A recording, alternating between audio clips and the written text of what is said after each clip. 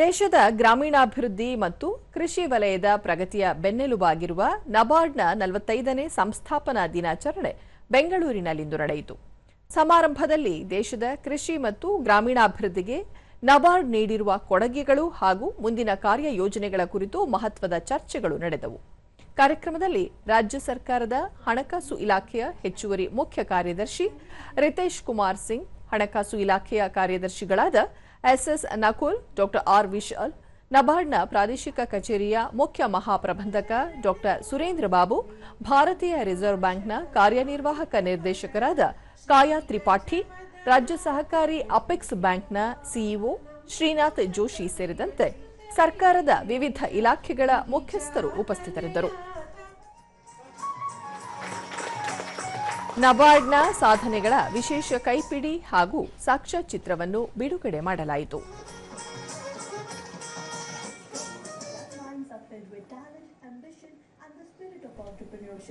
What they need is the right platform to transform their ideas into sustainable enterprises. On the 45th Foundation Day of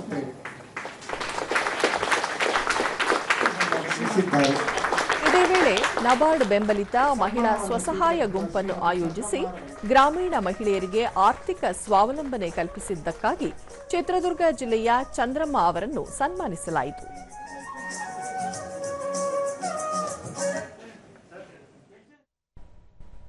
ಬಳಿಕ doctor Surendra Babu, ಕಳೆದ 4 ದಶಕಗಳಿಗೂ ಹೆಚ್ಚು ಕಾಲದಿಂದ ನಬಾರ್ಡ್ ಗ್ರಾಮೀಣ ಭಾರತದ ಆರ್ಥಿಕ ಮತ್ತು ಸಾಮಾಜಿಕ ಬದಲಾವಣೆಗೆ ನಿರಂತರವಾಗಿ ಶ್ರಮಿಸುತ್ತಿದೆ.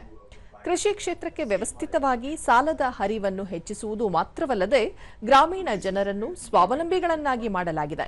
ರಾಜ್ಯದಲ್ಲಿ ಗ್ರಾಮೀಣ ಮೂಲಸೌಕರ್ಯ ಅಭಿವೃದ್ಧಿ ಹಾಗೂ ಬುಡಕಟ್ಟು ಸಮುದಾಯಗಳ ಸರ್ವತೋಮುಖ ಪ್ರಗತಿಗಾಗಿ ನಬಾರ್ಡ್ ವಿಶೇಷ ಒತ್ತು ನೀಡುತ್ತಾ ಬಂದಿದ್ದು, ಮುಂದಿನ ದಿನಗಳಲ್ಲಿ ಡಿಜಿಟಲ್ ಬ್ಯಾಂಕಿಂಗ್ ಮತ್ತು ನವೀನ ತಂತ್ರಜ್ಞಾನ ವರ್ಗಾವಣೆ ಮೂಲಕ ಗ್ರಾಮೀಣ ಆರ್ಥಿಕತೆಯನ್ನು ಮತ್ತಷ್ಟು ಎತ್ತರಕ್ಕೆ ಕೊಂಡೊಯ್ಯಲು ಬದ್ಧವಾಗಿದೆ ಎಂದರು. Covering more than 16 activities, actually 16 sectors across the state. I don't think any state across India is covering that much actually type of activities under RIDF support. Doctor R Vishal, ಯಾವುದೇ ರಾಜ್ಯದ ಅಥವಾ ದೇಶದ ಸಮಗ್ರ ಅಭಿವೃದ್ಧಿ ಸಾಧ್ಯವಾಗುವುದು ಕಟ್ಟಕಡೆಯ ಹಳ್ಳಿಯ ಪ್ರಜೆಯು ಆರ್ಥಿಕವಾಗಿ ಸಬಲರಾದಾಗ ಮಾತ್ರ ಸಾಧ್ಯ. ಈ ನಿಟ್ಟಿನಲ್ಲಿ ನಬಾರ್ಡ್ನ ತಂತ್ರಜ್ಞಾನ ಆಧಾರಿತ ಹಣಕಾಸು ಸೇವೆ ಒದಗಿಸುತ್ತಿರುವುದು ಪ್ರಶಂಸನೀಯ ಎಂದರು. I fight for it. Okay, so not much I can say. I'm very grateful for all the support you give. The only assurance from our side is we will try to live up to it qualitatively and quantitatively. ಕಾಯಾ ತ್ರಿಪಾಠಿ, ಗ್ರಾಮೀಣ ಭಾಗದಲ್ಲಿ banking ಸೌಲಭ್ಯಗಳನ್ನು ತಳಮಟ್ಟಕ್ಕೆ ತಲುಪಿಸುವಲ್ಲಿ ನಬಾರ್ಡ್ ಕ್ರಾಂತಿಕಾರಿ ಕೆಲಸ ಮಾಡಿದೆ. Digital banking ಅಳವಡಿಕೆ ಮತ್ತು ತಂತ್ರಜ್ಞಾನ ವರ್ಗಾವಣೆಯು ಗ್ರಾಮೀಣ ಭಾಗದ ಆರ್ಥಿಕತೆಯನ್ನು ಸಬಲಗೊಳಿಸಿದೆ. ಆರ್ಬಿಐನ ಹಣಕಾಸು ಸೇರ್ಪಡೆ ಗುರಿಯನ್ನು ತಲುಪಲು ನಬಾರ್ಡ್ನ ಸ್ವಸಹಾಯ ಗುಂಪುಗಳು ಮತ್ತು ಜಂಟಿ ಹೊಣೆಗಾರಿಕೆ ಗುಂಪುಗಳ ಮಾದರಿಗಳು ದೇಶಕ್ಕೆ ಅತ್ಯುತ್ತಮ ಉದಾಹರಣೆಯಾಗಿವೆ ಎಂದು ತಿಳಿಸಿದರು.